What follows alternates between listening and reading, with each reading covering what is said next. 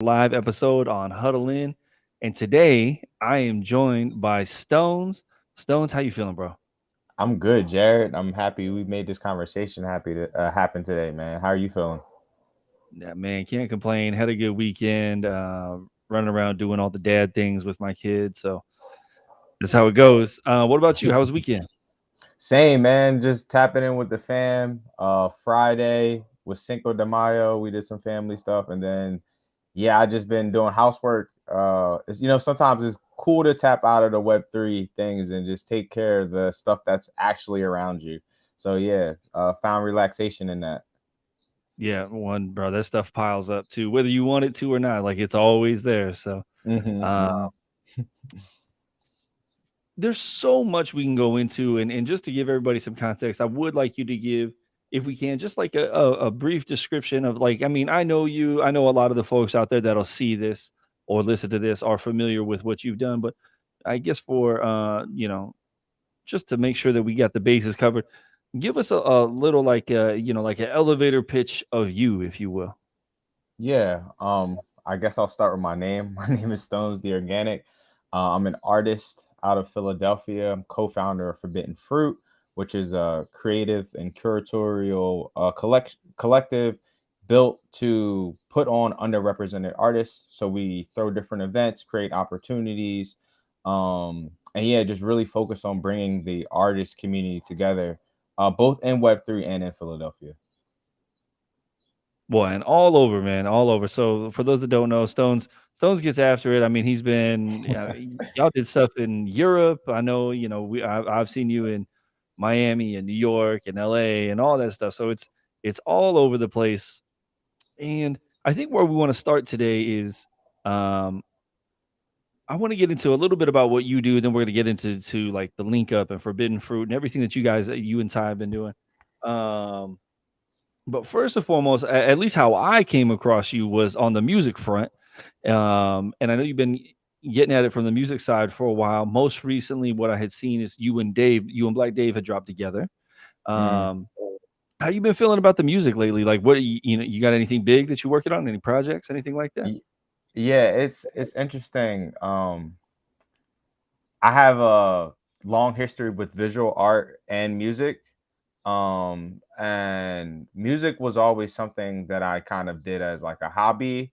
And I realized recently through a conversation with a friend that I love it so much that I have to put, more energy and put it out there for people. So yeah, I've been focused on putting more music out. I used to be part of a group, and I don't talk about this a lot, but Andre O'Shea was a big producer of ours. Yeah, we have a whole album together and everything, bro. This is Yeah. crazy. Yeah, and that's how me and Andre became close, actually through music, and then visual art as our relationship progressed. But yeah, we started off working on music together. So yeah, just coming back full circle. The group, it did its thing. It was actually called Boarding Club. I'm gonna give y'all a little alpha right there. But I moved on to be Stones the Organic now, and I'm taking like music more serious as a form of expression. Um, so yeah, this year I dropped with Black Dave, which was amazing. I was also featured on Jamie Cornelia's album. Check that out, Energy, and just having all those people want me on their music and looking for different ways to include me in their processes also inspired me to do the same. So I dropped uh, two songs a little bit ago, Birthright and Worth. Birthright, actually, I released on Sound. And then Worth was a collab with Ahmed Kazimi. My bad, I said his last name wrong. But Ahmed, he makes music. He's part of Find OK. So yeah, I'm gonna just keep continue dropping music, man. It's been cool, and using all the Web3 tools to help with that has been amazing. So yeah, just look out for more. I'm gonna drop something this month. I'm deciding when I'm gonna drop, but definitely gonna drop something this month. But yeah, Ahmed man, it's stays been down cool. here in Atlanta, doesn't he? What'd you say? I said Ahmed stays down here in Atlanta, doesn't he? Yeah, yeah, he's in Atlanta. Oh, we gonna have to get you down. You got mad Atlanta roots down here between Andre, we got Jamie, we got Ahmed. Like, come on, man, let's go. Like, Yeah, look no, like I'm gonna be. I got family down there too, bro. Atlanta is cool. Atlanta is cool. Love it down there. I have no negative energy towards Atlanta. Yeah, I love it. Maybe one day. and I was lucky enough to see you perform, for Jamie's album release party, and that was a lot of fun. That was a great show earlier in the year. Um, I love that you are gonna lean into the music a little bit more. Uh, just I guess just trying to kinda get an idea of it, like, are you recording, like, is it daily? Is it weekly? Like, what's that situation like? Right now, I'm not recording as much as I used to. And it's interesting because my process has changed a lot through, I guess, just growth as an artist. I used to be a real big like, yo, I'm gonna write every day, have my verses ready for the booth, like get in, execute, like try to do 2 songs in an hour, like that. That just used to be my flow, my thing. Now it's more so like, nah, let me just get in, link up with Fuzz. That's my main producer. We'll make a beat on the spot. I'll freestyle while he's making the beat, like come up with the hook, come up with the vibe, and then kind of like move with intention from there. So as my process has changed, my relationship with the music has changed. So it's much more free flowing now. Um, I actually have I low key have like an album that's done. Um, but even with that, it was kind of like coming with a real hard set intention. Maybe have a few words that you want to bounce off, but I'm really releasing control in the actual creation process and more focused on the energy that I can portray in a record now. Oh, Than cool, man. trying to be tactical lyrically or whatever. So yeah, I'm not recording as much as I used to, but it's a much better exchange and feeling for me now, the way that I'm creating. That's probably more important, right? Like, it's gotta feel right, for lack of a better word. And one more thing, bro. I've been making music for like 10 years now. Like, so it's like I understand, how to get it. So like I feel like you Yeah. have to go through that period of like, working that muscle. But now once you get to a certain point, it's like either you're gonna do it or you're not. So it's like I feel like I'm there. Well, I think on top of that too, like, it changes too, so, like, where you are artistically, like, changes, like, everybody that I always talk to that makes music is like, where you are right now is probably not gonna be where you are at the end of the year or in 1 year or whatever it may be, so, while you're on this, maybe at some point, like, you're like, "No, I'm heavy writing again," like, it could be all sorts of things, so it's Hmm. all over the place, I think. Curious, with you being, out of Philly, um I guess, I'm gonna show my age a little bit here. Whenever I think of, like, the Philly rappers, I always think of, like, Black Thought. I think of, like, the State Property Cats, like, I'm a big Meek fan, but, like, like, here and there, I kinda catch up on, like, the newer cats, but, like, if you had to pick, like, someone that you could collab with, not on the Web3 side, out of Philly, like, and whoever it could be, like, who would you pick? Um, can I do two? Can I do like a current Yeah, and a past? Yeah. absolutely. Current current Tierra Whack for sure. Okay. Creatively, visually, she's just amazing. So many things that I've just admired in her craftsmanship, her penmanship. She's just a beast, bro. Like it's crazy. Back in the day, bro, like how could you not want bars from anybody in state prop? Like, and I think personally, PD Crack was my favorite just because the way he could hop on the track, flow, just like really get into it. And I feel like a lot of the other members of State Prop dropped a lot more music and had a lot more shine. So it was like when you heard that PD Crack verse, it stuck with you. So Yeah. yeah, I think yeah, PD Crack for sure. That's cool. That's cool. That's a great Yeah. answer. Yeah, like I said, I'm super partial to Black Thought. Hmm. Everybody loves Beans, like, Yeah, you know. yeah, yeah. That was an easy go to. I'm like Beans, Freeway. Then I even went like I went a lower level. Like, so bro, I got introduced to Philly rap, battle rap in 6th grade. I was like 12, 11. That's when YouTube first popped out. And there was like a bunch of Philly rap. This was like Meek Mills with the nasty braids, like all of it. It was crazy, bro. Like back in the day. So there were like 3 rappers that were really, really tough. It was Meek Mill, Joey Jihad, and Reed Dollars. I love Reed Dollars. Everybody thought Reed was gonna make it, but then Meek popped out of nowhere with Flamers 2, bro, and set the city on fire. It was crazy, but all right, I just went into it. But yeah, no, you just took me back for a Oh, second. But I love that. By the way, I assume you know Kane Mayfield? Kane Mayfield. Yes, yeah. Yeah, so it's cool. Like I chop it up with Kane here and there, and he was talking, and Kane is like he can serve folks like on the Mhm, battle rap, mhm. and he recently like on a phone call with him, like he was paying homage to Philly cats. Like he was like, look, there's not a lot of people that like can step up to me battle wise, and he's like, but every now and then you run into someone from Philly that's just nasty, and so Yeah. shout outs to Philly on that. I do want to talk about your visual art too, because you've been on the scene, you've experienced, what I'd like to say is like immense success. You've been really, really like really out here, like present with everything like that. And recently, you just posted something that you finally applied for Super Rare. What do you got? What do you got in the bag when that Super Rare thing comes through? It's interesting that you say that, man. Yeah, the super rare thing is like, a lot of artists apply early, and I've been in this space for like 2 years now. So it just felt like more of an alignment thing, just like, where I am in my career. And it's crazy that you said that, bro. The pieces that I actually have are from like two years ago that at the time I created them, and they just felt so powerful and like connected to me and where I had come in the space that I just wasn't ready to release them.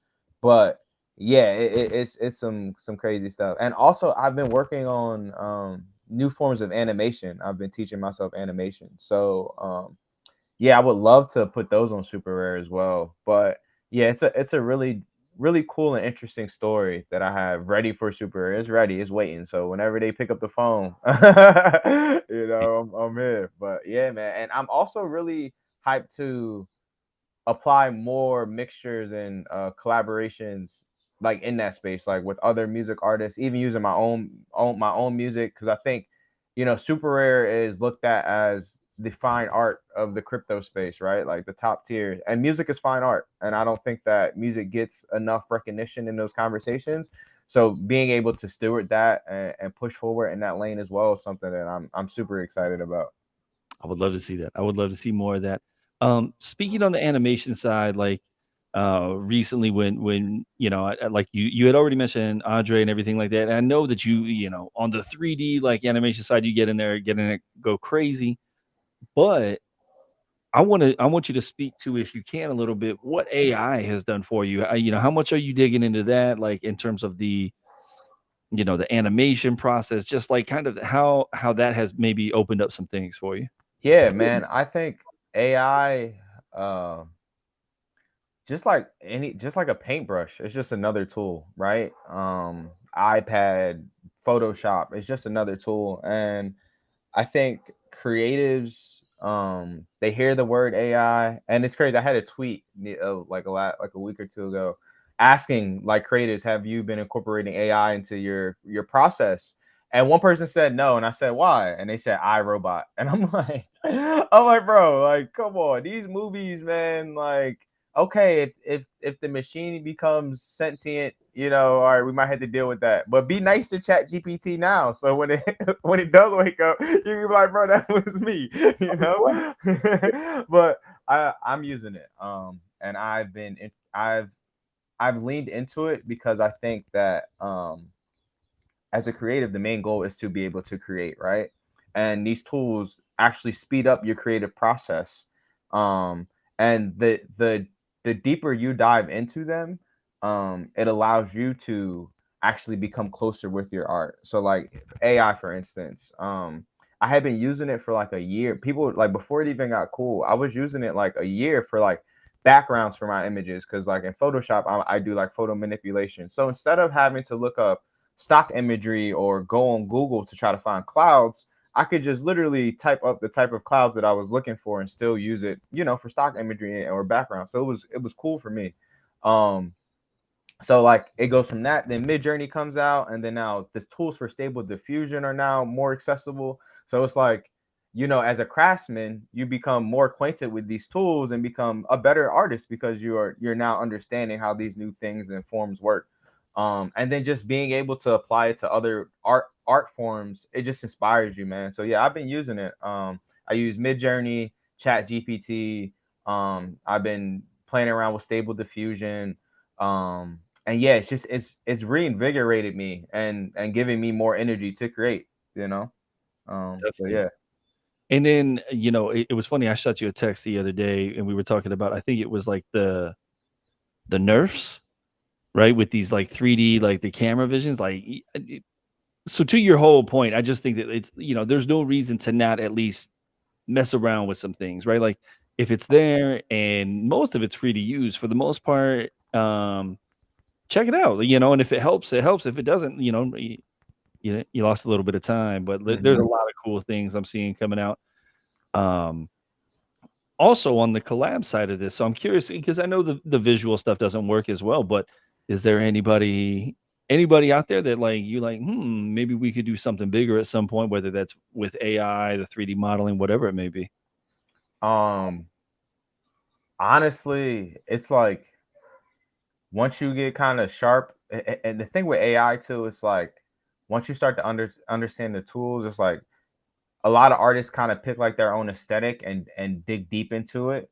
So I think, bro, anybody right now, I can't. It's so many people that are popping into my head that is like, yo, it'd be cool to like give someone. And so many people have different nuances and things that they use to like make their art look cool. So let me AI, bro. Let me try to think, or even like animation. Like, would love to collab with Andre. We've already collaborated, like me giving him music for AI. But like from a visual standpoint, there are really cool artists like Delta Sauce. He's really dope. Um, Red Rum goes crazy. I'm trying to think. Claire Silva is just like a beast when it comes to the AI animation and is like really cool at teaching people. I got a class from Jeremy Torman right one time, and he's super dope. Anyone that can really be able to explain how to use the tools would be beneficial for me because I'm just a learner type boy. I love to learn. So it's like if we in exchange, you could be like, hey, this is what do that, do that, do that. Oh, I'm like, oh man, this was beneficial, better than the art, just having that exchange of learning. So yeah, some OGs I would like to work with. That would be cool. Yeah, those are some great mentions, and I remember seeing Claire talk about, like, all of this and, like, putting the stuff up and her whole project that I forget the group that she did it with, but she did her whole project with it, and, like, was one of the first ones that I'd seen really, like, get after it from an AI standpoint, so, yeah, that's a good list. And I would love to do some Oh, yeah. Helmet City. Yeah, bro. I ain't gonna hold you. I'm gonna keep it. Yo, I did some Helmet City derivatives, and I was like, yo, but I might drop them in the chat. I might drop them in the chat. Alright, I'll be there for But you. I'm sitting there trolling, rooting for the Bears over there or what. yeah. Um, but so now let's get into, I think, everyone's got a pretty good idea about who you are, like, in terms of, like, working on music, or at least a general idea about who you are music and art-wise at this point. And I wanna talk about Forbidden Fruit. So this is something that you and Ty have started up, and there's a lot here, but I want you to get into the details, and then I've got some questions for you. Yeah, 1000%, man. And yeah, shout out to Ty. Forbidden Fruit would not exist if it wasn't for Ty. The name, the conceptualization of the energy. Um, I had been keeping 100, like I had been throwing parties and doing events, just doing them, and Ty really had an intention of, building a community around art and dance and movement. And us coming together, we expanded that vision. And we've been throwing events since 2019 now. Yeah, 4 or 5 years. As Forbidden Fruit. And it's been beautiful, man. Anything from like open mics to like movement sessions to like seasonal ceremonies just to like bring in each season. We've done virtual events. And Web3, we threw Movement, which was the first Web3 dance showcase, which was amazing. We've curated art. It's just been dope, man. And being able to cultivate community each step and then even look back and see like the artists that you've interacted with, like do cool things and all. It's just so dope. But yeah, shout out to Ty. Would not have happened without Ty. But yeah, our intention is just to uplift and amplify art, man, from the core. So yeah. Yeah, and some of the cool things, like, and obviously I got to see you guys down in Miami when you did like it was, I believe it was a yoga session down Mhm, there. mhm. That was cool. And then I know you guys have done the Link Up, which has been kind of like small, like intimate, like concerts. Those have been pretty cool. What was that like? Putting those together because like it's one thing to throw together a party, but when you're putting on concerts and you got sound checks, and then we had the video, we had the live stream incorporation. Like it's so many moving parts. What was that experience like? Yeah, it's interesting, man, and I think, so we do the link up and we do the open mics, but like I said, we've been doing this for a little bit now. So it's like when you go to execute something like that, it literally takes like an amalgamation of everything you've done before, right? So like our first live stream was actually movement last year and we were able to execute that. And it's like after understanding what that takes, it's like okay, now how can we take that and do it again, right? And then it's like, now, but how can we build upon it? So it's like, all right, now let's add the live performance and all that. And bro, it takes work, and it takes time, and it takes effort, and it takes a group. Because a lot of the execution is typically just me and Ty, but when it comes to doing a bigger project like that, we got to tap in with Fuzz. We got to hop on calls with Jackie, and then we got to hop on calls with Robbie, and we got to make sure everything sounds good, and then we're getting all the artists in 3 or 4 hours ahead of time, so it's like just moving with that intention, having everything organized. It honestly, shout out to Ty because she keeps the ship in order, man. um yeah, and yeah, I don't even know if I answered the question because I'm just kind of reliving the last ones, You're but good. yeah, bro, it's a lot of work. And I want to throw one thing in there too, because we did the link up and then Age of Aquarius, which were back-to-back live stream events. And it's interesting, it's a lot easier when you don't have to have uh each person performing and kind of having submissions beforehand and being able to talk about art in between. But I think as far as the actual event, I prefer that energy in the room and all the people there and like really getting to it. So yeah, it's a joy, bro. But yeah, it does take some work for sure. For sure. And then, you didn't even touch on like the post-production side of things when you Yeah. Oh my God. so I love what you guys are doing. All that being said, you got something new coming, right? And what we talking about? Right around the corner. We got Oh a yeah, new the next link up. The next link up. Yeah, thing. yeah, yeah, yeah, Talk yeah. talk to me about that one. What do we got coming? Yeah, so this next link up, we just decided on the date yesterday. It's going to be May 27th. I believe that's a Saturday.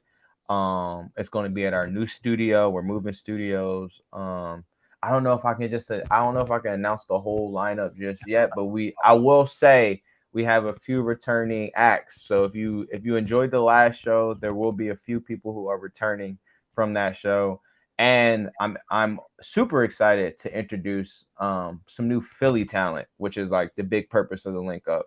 It's a hybrid show. It's a showcase of Web3 and Web2 people. So it's not just everyone that you're used to. We're really intentional about bridging communities and showing people that hey, there is a welcoming community over here, people who appreciate your art, and vice versa. That hey, there are a bunch of talented people that aren't necessarily in Web3, but we should extend our hands and give them, a little bit of help as well. So I'm super excited about the Philly people, and people we have coming outside.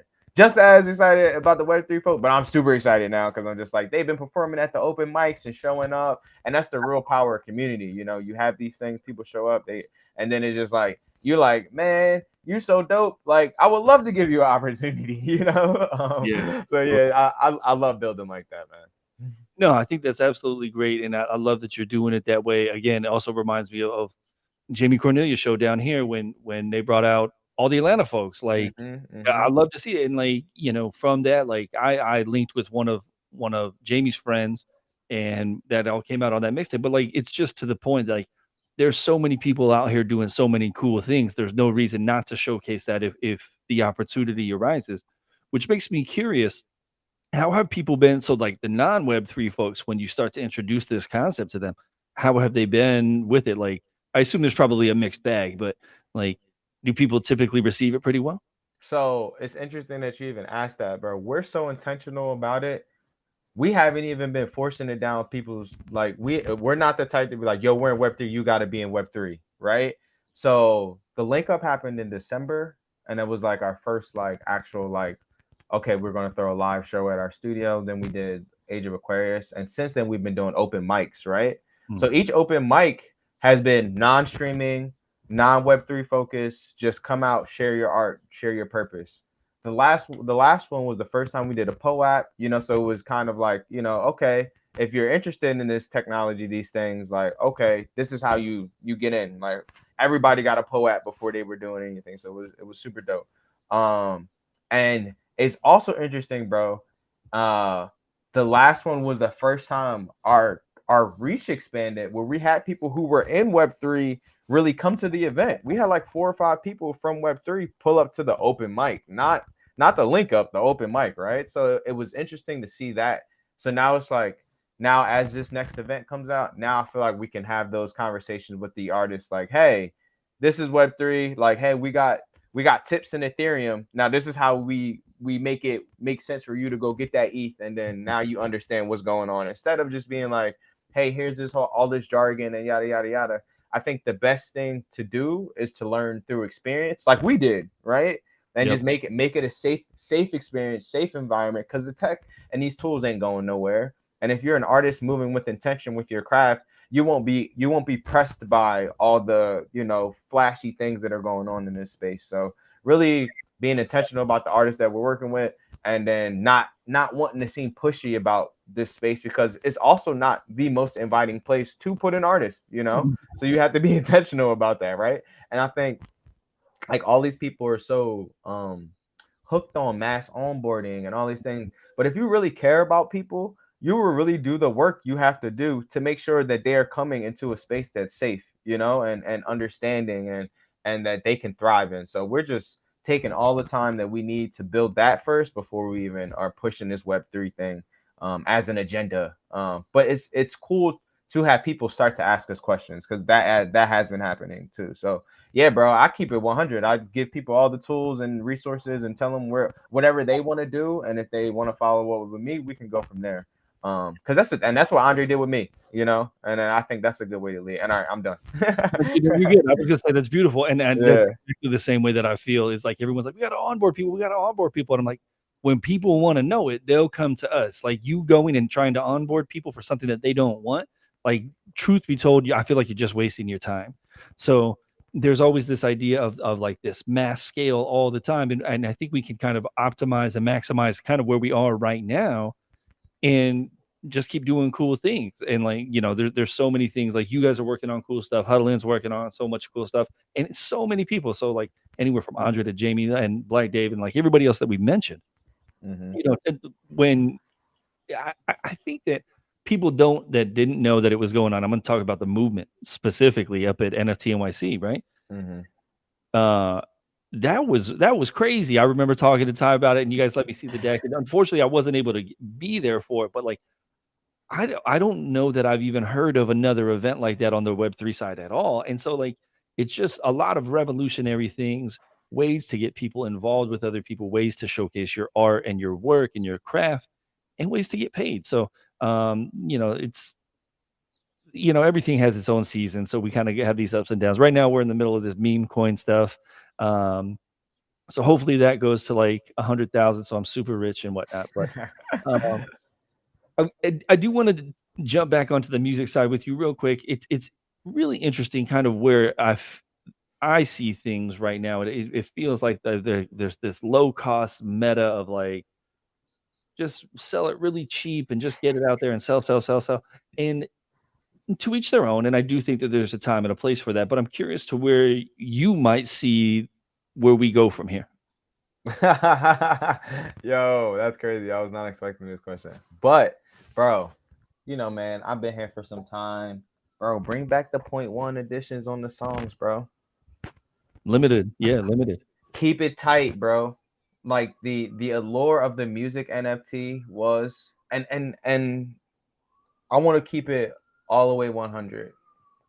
Because I think that being a visual artist and being a music artist has lended me to perspectives that not everyone sees, right? I'm in music group chats, I'm in visual group chats, I'm like seeing how people are operating, seeing what climate is going on both sides of the space, right? And there was a point where you could sell your art for whatever you wanted to sell your art for, right? And then editions come in, and then people start lowering their prices, right? And then it's like the music side, people were selling their music for whatever they wanted to sell their music for. Then editions come in, and then the price starts lowering. So I'm just like, I don't know if it's like human psychology. Is it instant gratification? Is it I want to sell so bad that I'll do anything for it? I don't know, right? Like where that comes from, right? But the value ultimately comes from the artist, right? And it's up to the artist to, set that value and stand on it. And the conversation about secondary markets, I think it confuses me because I'm just like, for a secondary market to exist, you got to have some incentive for people to want to buy your art after it's sold. So it's either you got to keep hustling, you got to keep talking about your art, you got to keep making super dope art, you got to do something, right? Yep. You have to have some incentive for somebody to come spin the block and buy something up. You can't just keep putting out new art and they get mad when and it's weird, bro. It's weird. And I've had experiences in oversaturating my own market. So I understand it. And the lure of making ETH can be like, okay, let me put out as much as I can. But you have to understand that each action has a reaction, and if you just take steps back, chart your own path, really be intentional about sticking to that path despite everything else that's going on, you will be successful. Because another thing is, it's like you mentioned it, like these lower price editions aren't for everybody, so you end up doing the same amount of work, right, to get the same amount of sales from collectors who may have been willing to spend more on you, but you left yourself to a lower opportunity. And I think we're also missing out on the fact that a lot of the meta was, hey, I'm going to get this money, especially for music artists, I'm gonna get this money and then put that money into my song for Web2, for DSPs, for so it could be successful, right? Now it's like, is the song just going to exist in Web3 now that I don't have any back? Because can I mint it again? Will that cause some other discourse if I do something else with it to try to get funds for it to do? But now I can't because I've sold 40 editions for $5, and that's just 100. That's 100, bro. And me and Black Dave had that conversation. It was just like, hey, was that even worth it? Just keep it all the way honest. And like you said, it's to each his own. When you're at a Snoop Dogg level, you can sell 40,000 songs for $8 a piece. Like that makes sense. But I think we have to be very intentional about who we are as artists. Just conscious of the longevity of what this may have for our art and the markets that we're creating for ourselves. Because ultimately, that's the only market that exists, right? Like as an artist, like even if you look at art in the general world, it's like how much supply goes through you as an artist. It's not the whole art market that people are observing, right? As when I'm in my estate, rich 30, 40, 50 years from now, right? It's about what Stones did, right? It's not about what everybody else did in the market. So I think you just gotta keep that mindset and stay laser focused on you.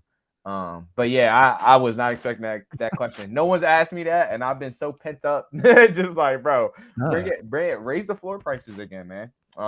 Yeah. I feel that, man, and I agree with a lot of what you said. And it's really interesting because, like, never understood the correlation of if we do open edition that we have to do low price. You can do open edition and do high price. Like one does not. There's not a positive correlation with the two. Like that doesn't have to be that way. Also, I think to even bring it back into the AI side of things, especially now that we're starting to see people like rip people's voices and things like that, we're going to start seeing so much more supply of music that the emphasis on where you are and where you grow with your community is really going to be how you build your base. And so building that base, also to your point of secondary markets, once we get to the point of like if your secondary is popping off, that's probably a good indication. Okay, let's open it up some, right? Maybe let's put a little bit more supply out there type thing. Mm-hmm. But otherwise, like it's tough to gauge. Like if you're not if you're not selling stuff on secondary or even primaries, not necessarily flying out the door, like, probably need to bring some things in. But I agree with you. Like, I think it's a bummer. I think there's been quite a few cases where I've seen people, for lack of a better phrase, leave money on the table, Mhm, right? Just mhm. because you can get 10 sales at 0.01, right? Like, what if you get 4 sales at 0.05, right? So it's only 4 sales, but it's twice the money. You know what I mean? So, Mhm. like, uh, And it's that also intention, bro. It's like, what do I need, or not what do I need? What do I require in this journey, and what am I looking for? Am I looking to build community in this instance, right? Am I looking to create a broader base of collectors? Or am I looking to build a smaller group of, it's to each his own, man. yeah, And agreed. and I think that that has to be the meta more. It's like, think about it before you do it. Like, really just take some time and think about it before you do it. Have your reason. And then it also helps with explaining why you're doing it. I think people just do these mints, and this is from successful mints to non-successful mints, but there isn't enough reasoning behind why people are doing these things to help the next person justify their decision. I agree with Yeah. that, with the intentionality, and I've said that to other people. So, like, if it's your first drop into Web3, it might make sense to have this be a bigger drop and try to bring people in. Or if you're doing like an EP or an album, maybe you open this up a little bit, but then the stuff in between, that's a little harder to get. Hmm. And I think we got to work on demand more than just like supply type of thing. But For sure. um, I do want to. We'll wrap it up here shortly, and I just want to make sure everybody knows. So it's going to be May 27th, which is the last Saturday in May. You guys are doing another link up. Do you have times for when that's going to start? It's gonna start at 8 p.m. 8 p.m. Eastern. Hmm. 8 p.m. Eastern. Um, Definitely gonna be able to tap in and see all the cool things going on there. How, besides, you got a set? I know sometimes people don't do sets when they put on their own Bro, shows. I always do a set, bro. You gotta do a set, bro. Okay, alright. And that's everybody who's listening. If you're throwing a show, you gotta do a set. You got to. You got to. You got So that was, to. just this past weekend, Monday and Black Dave had their festival in Charleston, and, like, from what I can tell, it looked like it was an amazing turnout. They had Currency headlining. And I know they're running it with, like, 4 people, like, a very small crew, but damn, I can't believe Monday and Dave didn't do. I'm like, "Yo, y'all gotta get out there, let people hear you." Like, you're putting on your own platform, get out there. So I'm gonna keep pushing that at them as we approach for next year type thing. For So, sure. Same, bro. Same. um, Because that's crazy. agreed. Um, well, look, man, I appreciate you coming on here, dropping the knowledge, your history, what we're looking at, and, we'll see if we can get PD Crack, right? Maybe we get, like, the PD Crack AI going on or some stuff. That would be crazy, bro. Uh, Crazy. the floor is yours. Any message you wanna leave everybody with, let us know. Yeah. Honestly, just keep creating, as my message to people, and trusting your art, trusting yourself. I don't really have too much to say, but thank you, Jared, for taking the time today, for letting me tell my story. Shout out to Forbidden Fruit, shout out to Ty, shout out to everyone who's helping to put the link up together. Huddling always got our back, so much love to y'all, Jackie, Joe, whole squad. um yeah, man. Just trusting your art, trusting yourself, keep creating. That's all I got, bro. Beautiful, beautiful. We gotta pay these bills. If you have not downloaded Huddle In, HUDDLN, hit the App Store, check us out. Hit me if you got any questions. Hit the Huddle In account. Happy to help you guys with anything.